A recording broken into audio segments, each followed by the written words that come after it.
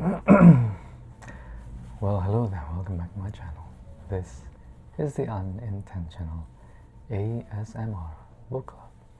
If you're new here, welcome, and just in time for the bedtime stories. So, tonight's book will be called, tonight's book is called A Wizard of Earthsea. This is from the Earthsea Cycle series, book number 1. This will be part 3 of the reading, and it's a continuation of the reading that I've read before. So, let's begin. When he found that the wild falcons stooped down to him from the wind, when he summoned them by name, lighting with the thunder of wings on his wrist, like the hunting birds of a prince, then he hungered to know more such names, and came to his aunt begging to learn the name of the sparrowhawk and the osprey and the eagle. To earn the words of power, he did all the witch asked of him, and learned of her all she taught, though not all of it was pleasant to do or know. There is a saying on Gaunt, weak as woman's magic, and there is another saying, wicked as woman's magic. Now the witch of 10 elders was no black sorceress, nor did she ever meddle with the high arts or traffic with old powers. But being an ignorant woman among ignorant folk, she often used her crafts to foolish and dubious ends.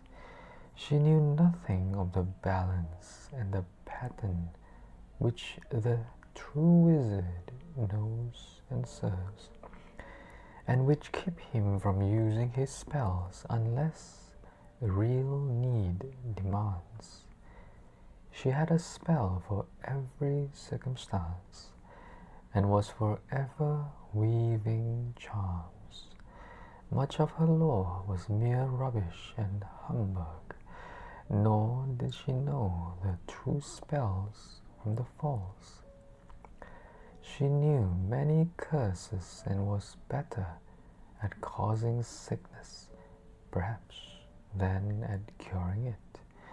Like any village witch, she could brew up a love potion, but there were other uglier brews she made to serve men's jealousy and hate.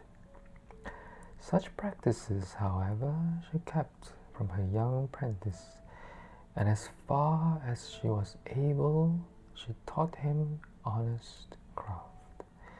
At first, all his pleasure in the art magic was childlike, the power it gave him over bird and beast, and the knowledge of these. And indeed, that pleasure stayed with him all his life, seeing him in the high pastures, often with a bird of prey about him. The other children called him Sparrowhawk, and so he came by the name that he kept in later life as his username, but his true name was not known. As the witch kept talking of the glory and the riches and the great power over men that a sorcerer could gain, he set himself to learn more useful lore. He was very quick at it. The witch praised him, and the children of the village began to fear him, and he himself was sure that very soon he would become great among men. So he went on from word to word, and from spell to spell with the witch till he was 12 years old, and had learned from her a great part of what she knew, not much, but enough for the witch wife of a small village, and more than enough for a boy of 12. She had taught him all her lore in herbals and healing, and all she knew of the crafts of finding, binding, mending, unsealing, and revealing. What she knew of chanters' tales, and the great deeds she had sung him, and all the words of the true speech that she had learned from the sorcerer that taught her, she taught again to Dooney,